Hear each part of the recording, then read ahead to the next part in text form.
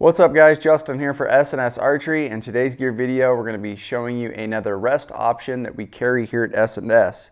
Today's gear video, we're going to be looking at the Ripcord drive cage.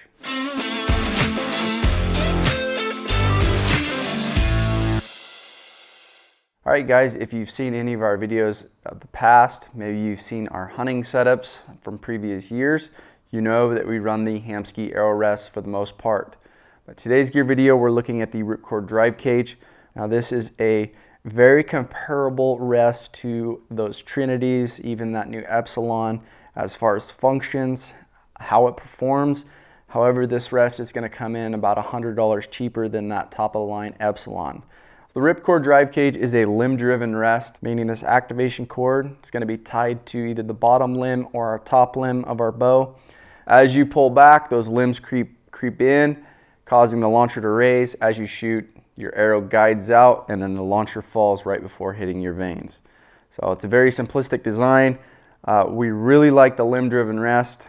Number one, because you do not have to have a bow press. So anybody can set these up. And to tune these rests, it's very simple. It doesn't take much time at all. So it's very easy.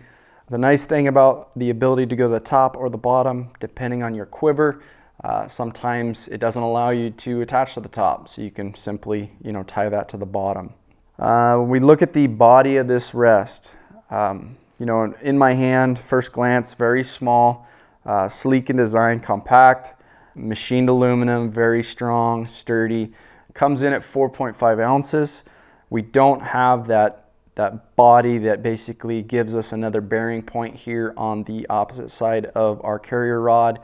Like the Hamskea Trinity or the Epsilon.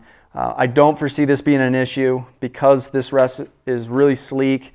The way it's tucked back in here to your pocket of your riser, I just don't see, you would have to hit it just absolutely perfect in order to bend that carrier rod. So not a big deal to me that that's not supported on that side. I definitely think this is still going to hold up just fine. This rest is going to come within two versions. So we have a micro version, which you can see here, this micro windage knob and micro elevation knob.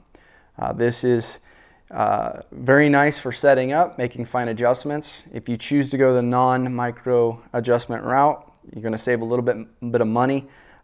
Making those movements, you just got to be pretty precise with your hands as you're moving and tightening those Allens in place. We have a universal bow mount. This is going to work on all your bows. It basically utilizes your burger bolt, which is provided. It's going to mount on the side of your riser. So there is no integrated mount system for this rest. No utilizing the Picatinny mount for your rest on the back of the bow. But universal, like I said, it's going to work on any of your bows. You are also going to get a set screw that is provided. That set screw basically gives you two contact points. So when that burger bolt's tight and you utilize that set screw in one of these three slots, that's going to ensure that the rest never pivots on you.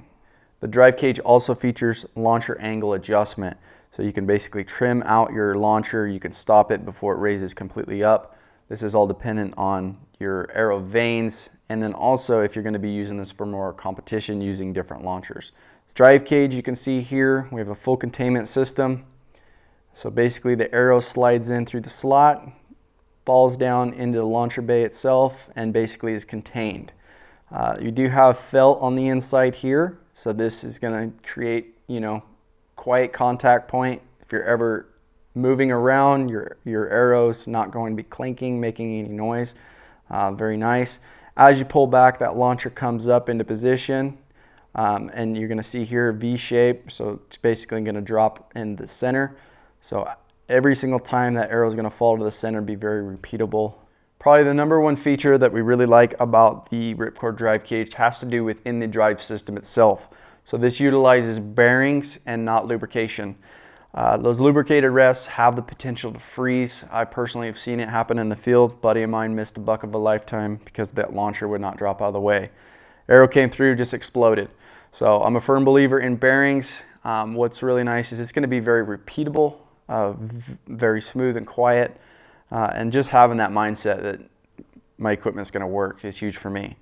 That pretty much sums up the Ripcord drive cage. So the next thing we're going to do is I'm going to mount this up on my RX5 Ultra. Just show you guys some of the key things that I look at when installing this, and mainly so you can get a reference on how it looks on this setup. So we'll get into that right now. We're just going to take our rest and we're going to line up that burger bolt through the slot and start to tighten it up.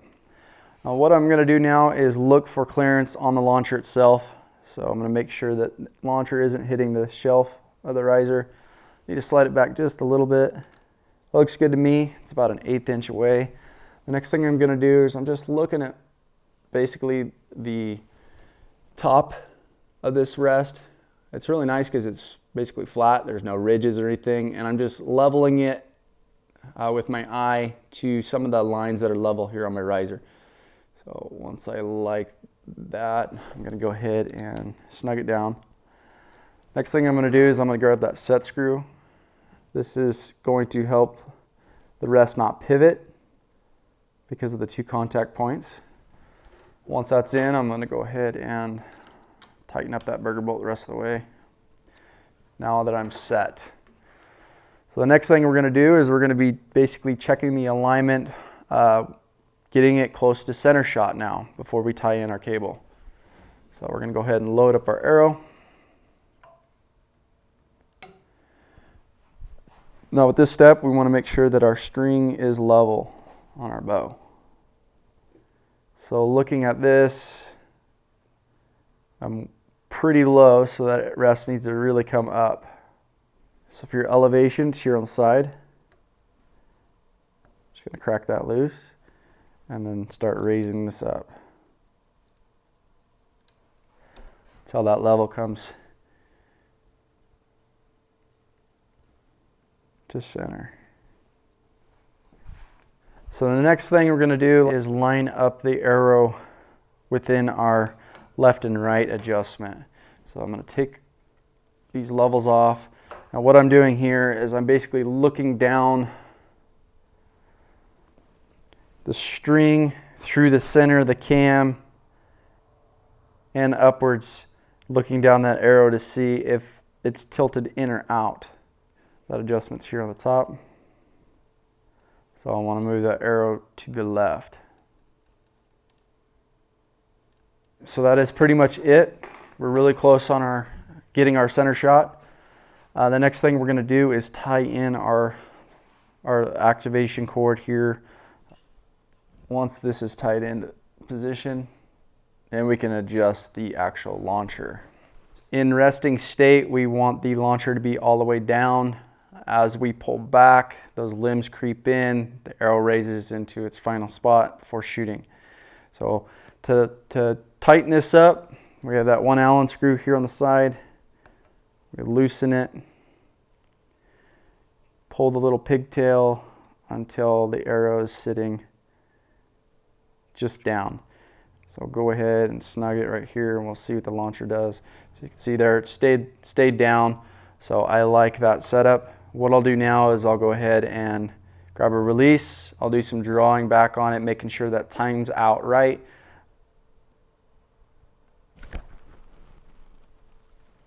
So everything looks good on this one setup here. Yes, I will probably have to make some small adjustments within the elevation and the windage of the rest, but I won't know until I shoot broadheads or at least paper tune this setup. You know, you can see how easy this is to install, tying it into the limbs. We really like the limb driven rests, having bearing drive, just the way this is built, being a full containment cage system. Just a great option for you. A lot of the similar features of those Hamskea rests, but you're also saving about $100.